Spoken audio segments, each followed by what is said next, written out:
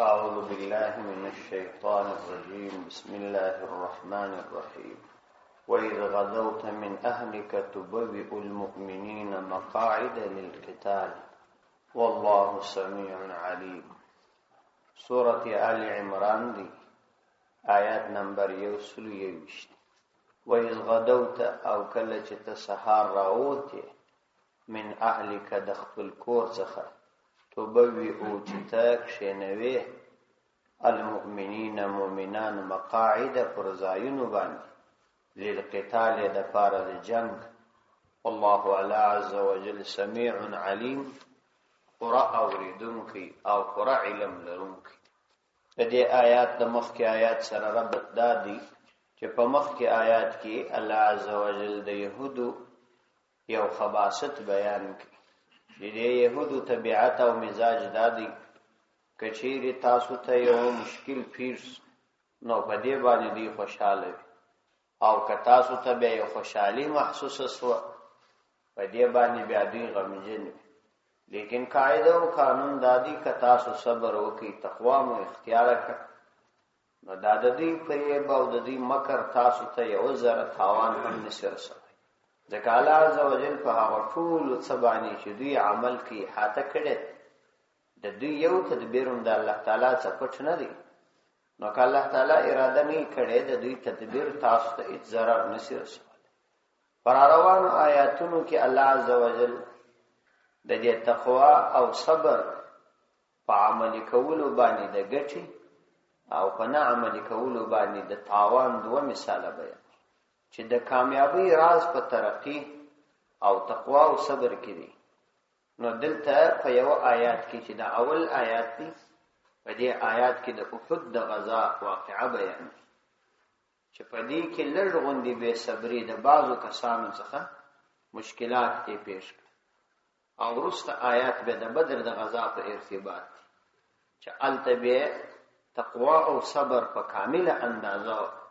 نو انتهایی لوی ګټه لاسته نو باقي پر مخکنی قاعده باندې د دوه تفریعات سو او دا ځان ته مستقل احکام هم سو. د دې آیاتو څخه تر دغه 122 آیات پورې د احد د غزا واقعه ده. وَإِذْ غَدَوْتَ مِنْ أَهْلِكَ تُبَوِّئُ الْمُؤْمِنِينَ مَقَاعِدَ لِلْقِتَالِ. وَإِذْ غَدَوْتَ کله چې ته سحار راووتلې د جنگ د تاریخ څخه د مخه من اهلک د خپل کور څخه په دې غرض باندې تبوئ المؤمنین مقاعد للقتال. تبوئ چې کښېنوې المؤمنین مؤمنان مقاعد پر خپل ځایونو باندې په مناسبو مقاماتو کې للقتال د پاره د مقاتله او جګړې د دشمنانو سره د اسلام د دشمنانو سره. والله سميع عليم، الله عز وجل پر اوریدونکی دی په دغه وخت کې ستاسو د ټولو خبرو علم سرستا. علیم پر علم لرونکی دی ستاسو په ټولو حالات باندې علم لري. الله عز وجل دا ټولي خبري اوري او دغه ټول حالات دا ویني. اذ همت طائفتان منكم ان تفشلا والله وليهما وعلى الله فليتوكل المؤمنون. اذ همت نو د دې سره دا خبر هم پیښ شو. اذ همت کله چې قصد وکي طائفتان دوه ډلو منکم تاسو څخه ان تفشلا چې هغه دې به همت شي. والله وليهما الله عز وجل د هغوی دواړو دوستو. وعلى الله يواذكر الله عز وجل باني فليتوكل المؤمنون. توكل پکار دی المؤمنون مؤمنان لرا. ولقد نصركم الله ببدر وانتم اذله او یقینا نصرت وکي استاسو الله عز وجل ببدر د بدر په میدان کې وانتم اذله حال دا چې تاسو واس کمزوري او ضعیف. فاتقوا الله نو د الله عز وجل څخه وبېږئ لعلکم تشکرون شاید تاسو د الله شکر ادا کړئ د دې نعمت نصرت. د احد غزا د هجرت په دریم کال باندې پیښه شوه. پیغمبر علیه الصلاۃ والسلام د هجرت په 2 کال د رمضان مبارک په 19 تاریخ باندې د بدر غزا وکړه. د بدر په غزا کې مسلمانان د تعداد په اعتبار او د اسباب په اعتبار کم وو، نه تعداد زیات وو نه هتیار زیات، په دواړو اعتبار باندې کم. 313 کسان وو او اسباب انتهایی ډیر لږ وو. په د زر کسیز مجهز فوج مقابله یې وکړه چې الله عزوجل و دوی ته نصرت ورکړي او دغه زر کسیز مجهز فوج یې مات. په دې کې د کافرانو 80 کسان سرداران عتبہ، شیبہ او ابو جهل او دغه په مثل باندې نور غټ کافران په دې کې قتل شو او 80 کسان نور مشران او د مخ خلک یې بنديان شو. نو کله چې دغه د بدر د جنگ څخه وروسته مشرکان مکه مکرمه ته ولاړ، نو د دې مقتولینو چې دا قتل شوی و د دې قریبانو د نورو مشرکانو ته پیغور ورکړي چې زموږ خلک خو په دې جنگ کې قتل شو، نو تاسو باید د هغو انتقام واخلئ. دا مو انتقام باید واخلي او د انتقام لپاره یې باید لاس پکار شي. نو تجویز دا پیش کړي چې دا واری چې د شام کومه قافله راځي، د دغه قافلې مکمل سرمایه دي پر هغه اسباب او سامانو باندې ولګیږي چې په هغه سره بیا د نبی کریم علیه السلام او د صحابه کرامو مقابله و. نو دا تجویز دا نور سره ومني. نو د دې لپاره تیاری شروع کړه. په یو کال کې چې دوی څومره ګټه لاس ته راوړه د دې قافلې څخه، نو هغه ټوله ګټه یې پر دا تورو او پر غشو پر دې باندې ولګو. د هجرت په 3 کال د شوال المکرم په میاشت کې د پیغمبر علیه الصلاۃ والسلام مقابله ته د مکه مشرکان او سنور شاوخوا دا راجمع شو او مدینه منورې ته راغلل. د دې تعداد تقریبا 3000 کسان او د ځانو سره شذې هم راوستري وي. دا د دې لپاره چې حالت د جنگ کې بیا د شذې دوی ته پیغور ورکړي، د پیغور د لپاره راوستري وي چې بیا دوی ته پیغور ورکړي چې شاته رانشي. په دې کې هند د ابو سفیان کوروالا هم ورسته اسلام راوړی دی، ابو سفیان هم ورسته ایمان راوړی رضی الله عنه. نو کله چې احد ته نږدې ال تخپلې خیمه ودرولې، پیغمبر علیه الصلاۃ والسلام سحر وختي دغه څمخ کې چې جنگ تراوځي صحابه کرام سره مشوره وکړه چې زما خپل رائے دا ده چې د نن په مدینه منوره کې پاتش کدی پر مدینه حمله کول مقابله یو د باندې وروتلو ته ضرورت نه وي، ځکه دشمن د پاره به دا ډیره تاوانی خبرې چې هغه دی راځي د نن دی په مدینه کې زموږ سره جنگ وکړي. نو زما خپل رائے ده صحابه کرامو کې د ځوانان صحابه چې د بدر په غزا کې شرکت نه وکړي، هغه د دې جهاد او د شهادت سره شوق او محبت، لکه د ازمر د خلکو چې د دنیا سره محبت دي، دا هغه د دې جهاد او د شهادت سره داسې محبت. نو پیغمبر علیه الصلاۃ والسلام ته ویل چې دا چې موږ ورونه وزودي به پر موږ باندې د بی غیرت ګمان وکړي، نو زموږ د پاره وتل ضروري دي. پر دې خپل مشوره باندې څه اصرار هم وکړي. پیغمبر علیه الصلاۃ والسلام کورته ننوتی او زغره واغسل راوتی. کله چې پیغمبر علیه السلام کورته ننوتی، د مشرانو صحابه او د کشرانو ته ویل چې تاسو د پاره پر دې خپل رائے باندې دومره ټینګ درېدل پکار نه. پیغمبر علیه الصلاۃ والسلام خپل رائے ښکارا کړه، نو تاسو به خپل رائے فقط ښکارا کړې وای، اصرار به پر رائے نه کوئ. سنت طریقم دا چې سړی باید پر خپل رائے اصرار ونه کړي، بلکې چې رائے دی ورکړله بس نور کچا ومنل ښه خبره ده، که نه ومنل اصرار مه باندې کوي. د پیغمبر علیه الصلاۃ والسلام چې راوتي د ځوانان صحابه ورغله ورته ویل چې موږ اصرار وکړي، نو ستا نظر مو در بدل کړي، موږ په دې معافي غواړو چې ستا څنګه خوښ یې غسي. پیغمبر علیه الصلاۃ والسلام ورته ویل د پیغمبر د پاره بیا دا نه ده مناسب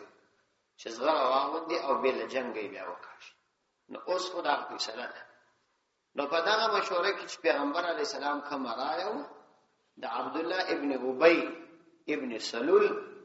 منافق رای هم دا ځکه هغه ظاهري ځان مسلمان باله نو د هغه دا راو چې د لې پاتش سهار وخت پیغمبر علیه الصلاۃ والسلام صحابه کرام تیار کړ او د احد طرف ته ووت پر لارې باندې مسجد شیخان په نامه باندې یو مسجد دی اوسم التستا دا سړی چې د احد طرف ته ځي دلته پر لار باندې راځي تر دې ځای پورې دا عبد الله ابن ابي ابن سلول سره بلال خو بیرته په دې راو ګرځېدی چې موږ رائے قبول نه کړل د دې څوک شران رائے ومنل موږ په مشوره عمل ونسو نو موږ به څه لپاره د نورو لپاره ځان قتلو نو دای راو ګرځېدی دای چې راو ګرځېدی د سره تقریبا 300 کسان نور ملګری دا منافقان اکثریت او څو مسلمانان هم د خبره خطاوت چې یو د بنو حارثه قبیله د اوس د قبیله څخه او د خزرج د قبیله څخه بنو سلمہ دا دوی قبیله دا مرغوستي الله تعالی برته هغه ته د دې توفیق ورکړي چې په جهاد کې شرکت وکړي نو دا راو ګرځي پیغمبر علیه الصلاۃ والسلام د احد میدان ته راغلی نو اوله خبره خداوه پیغمبر علیه الصلاۃ والسلام د احد میدان ته راغلی د احد میدان ته شراغلی الته د صحابه کرامو ترتیب داسې ور برابر کړي چې په یو ډیر منظم جنگي ترتیب باندې دا د دوی د وظایف تقسیم کړ چنانچه د پیغمبر علیه السلام په ارتباط باندې یو يهودي یو کتاب لیکلی دی هغه کې د پیغمبر علیه السلام د اوصاف بیان کړي هغه کې دا خبره هم لیکلې ده چې دا پیغمبر علیه السلام سره دی چې یو پیغمبر او یو مقدس هستی و د جنگونو انتهایی ماهر هم چنانچه د پیغمبر علیه السلام دغه ترتیب چې په احد کې د برابر کړي او یا په بدر کې برابر کړي په دنیا کې په هغه زمانه کې هیڅ چا پیش یعنی لومړنی حربي ترتیب چې د دنیا ته راوړی دی پیغمبر علیه السلام نو ترتیب داسې جوړ کړي چې حضرت حمزه رضی الله عنه د هغه صحابه کرامو د جماعت امیر کړي چې دا هغه سره صغری نه وي او حضرت زبیر ابن عوام رضی الله عنه دا هغه مخکنی جماعت چې هغه د کافرانو طرف ته مختدي د هغه امیر وټاکي بیرغه مصعب ابن عمیر رضی الله عنه ته ورسپاري او حضرت عبد الله ابن جبیر رضی الله عنه د 500 کسانو صحابه کرامو سره یو ځای یو غره باندې کښې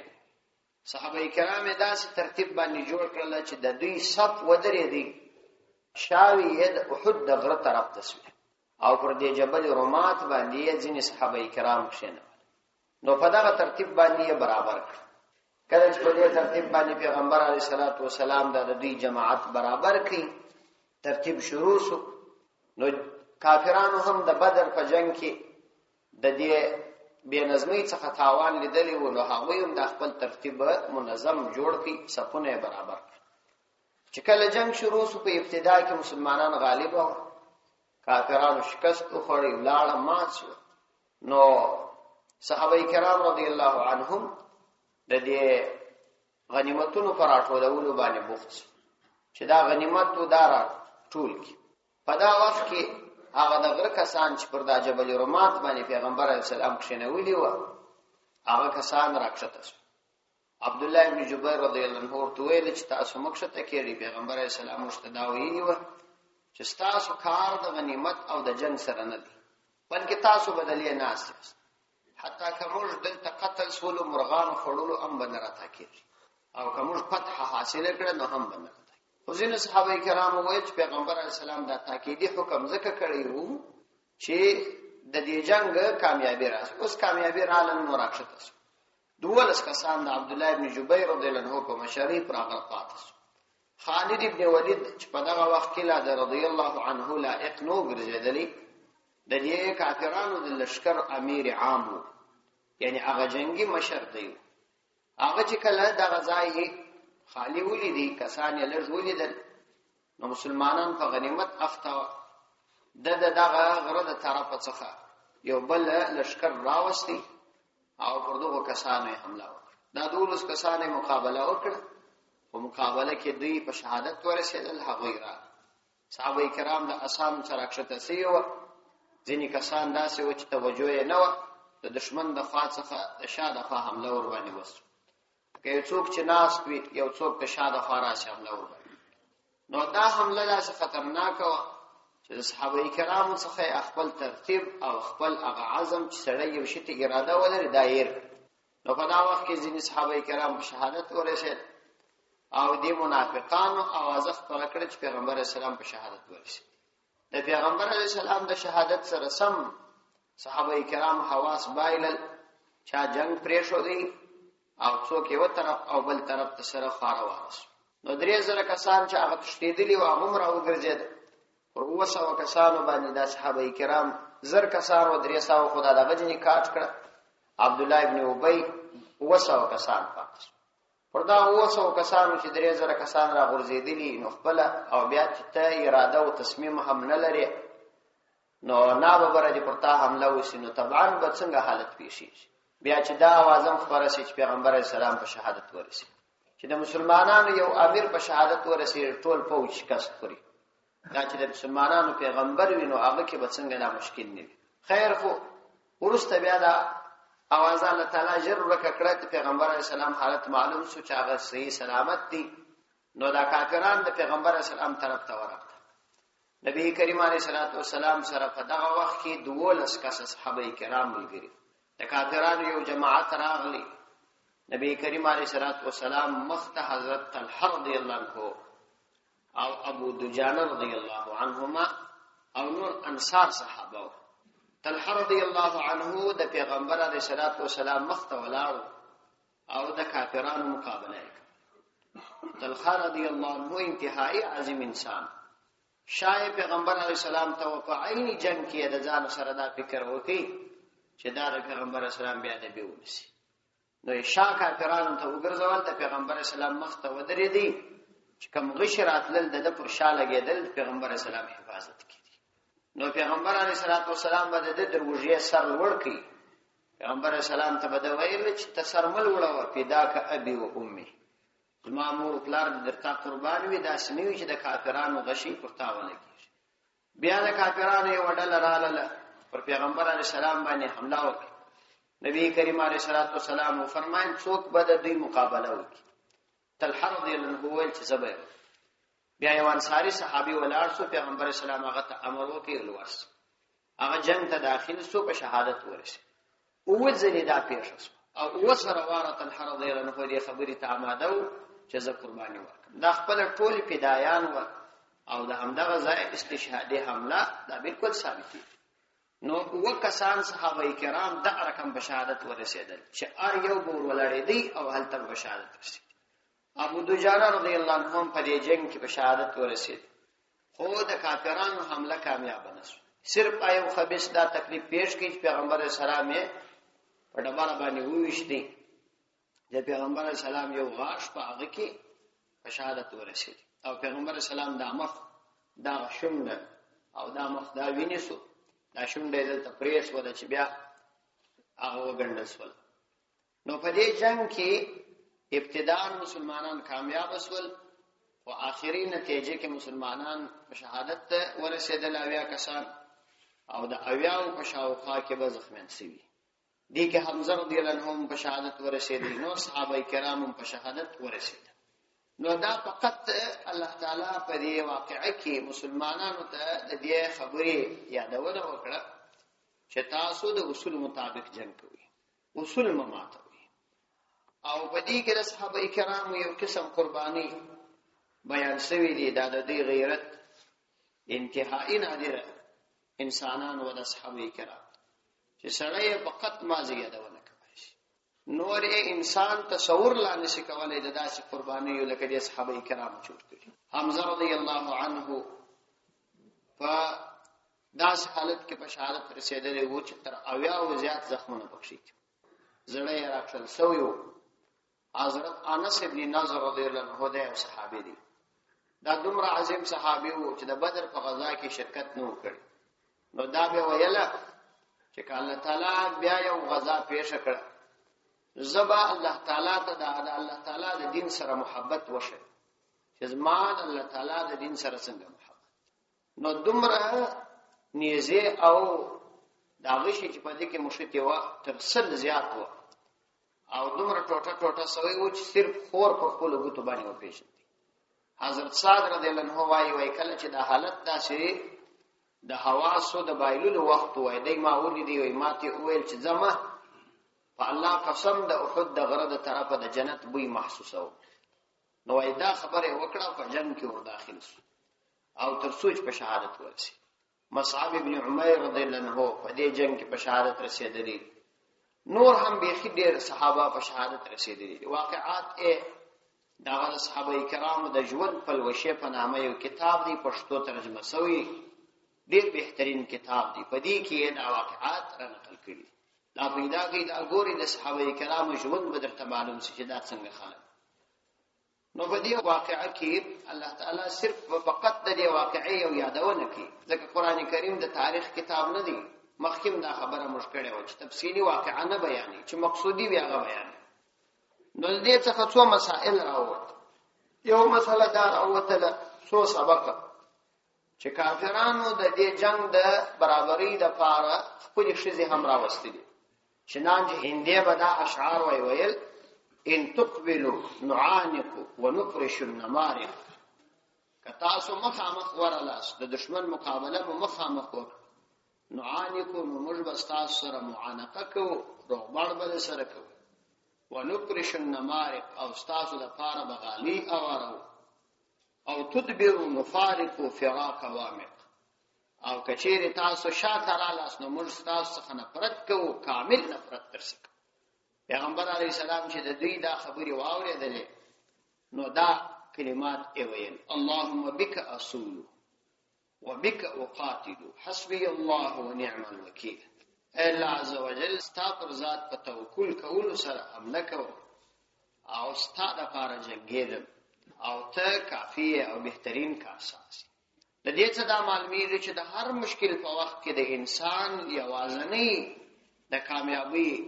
لار د الله تعالی پر ذات صحیح توکل او کلک عقیده. نو پیغمبر علیه السلام په نفس دغه حالت کې هم د الله عز وجل سره کوي رابطه درلود. ځکه خپل ټول اسباب پریښودل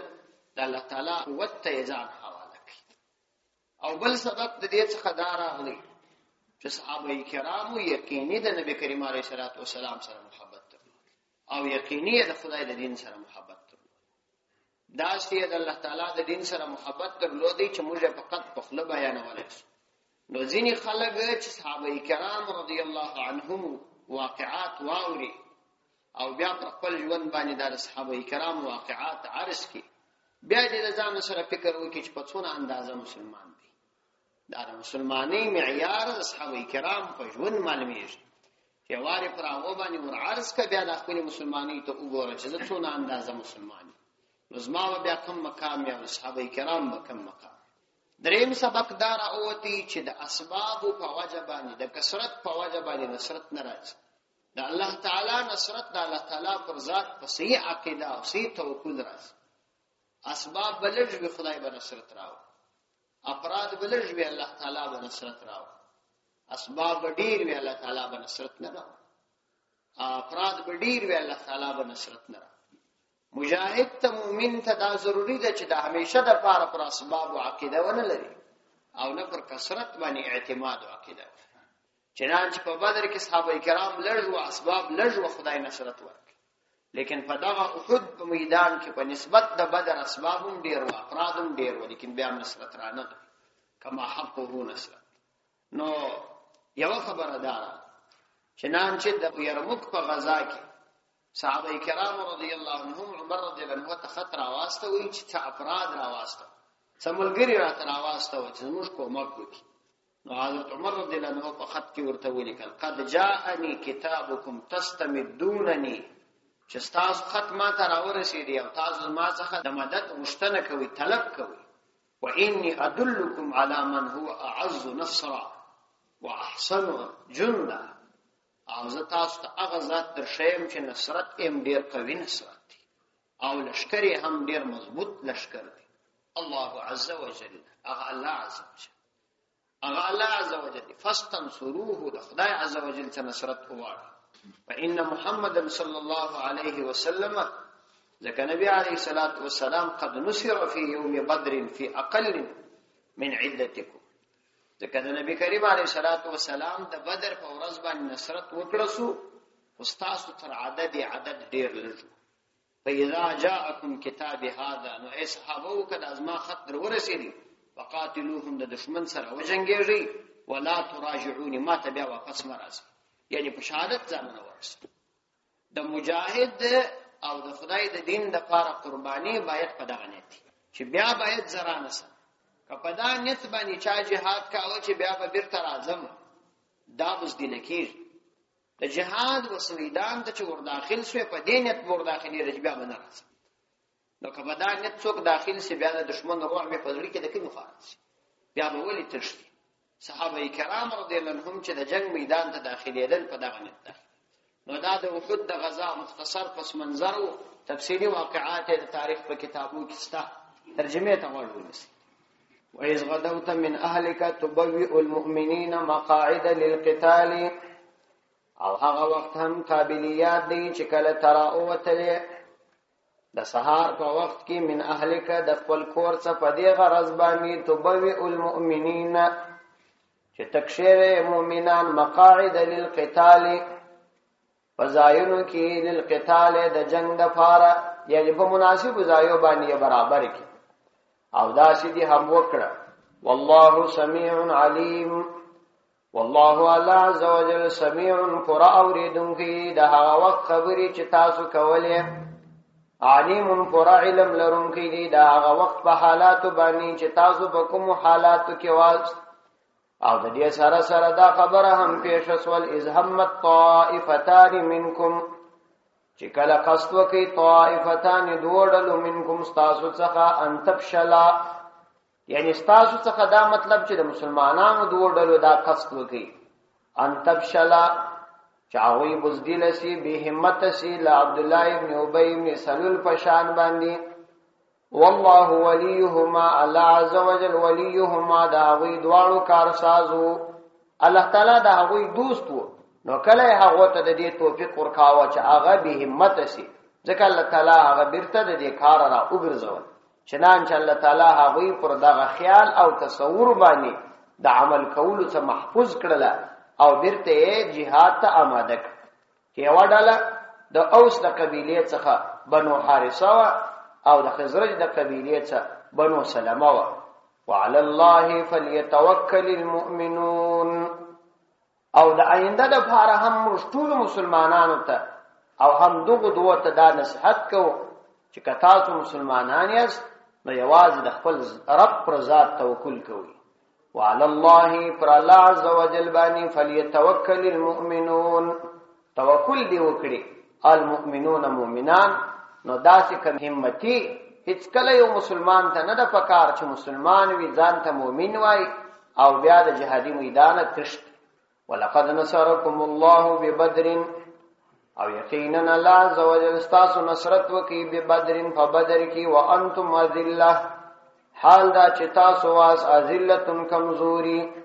یعنی تعداد مو هم کم او هتیار مو هم کم، تاسو کمزوري واس. فاتقوا الله نو وبرئ الله عز وجل څخه لعلکم تشکرون، شاید تاسو شکر ادا کړئ. یعنی مقصد دا سو چون کې دغه کامیابی او ترقی د تقوا په وجه و په دې بدر کې. نو چې کله د دې تقوا او بیر سره استقلال او په مشکلات او صبر هم ملګری وي، نو دا آینده د لپاره هم قاعده او قانون دی چې فتقوا الله تعالی عز وجل څخه وبرئ لعلکم تشکرون، شاید تاسو د الله تعالی شکر ادا کړئ. او بل دا نصرت د خدای نعمت دی، پر دې د الله تعالی شکر ادا کول پر جبا او په اعضاء باندې ضروری دي. صدق الله.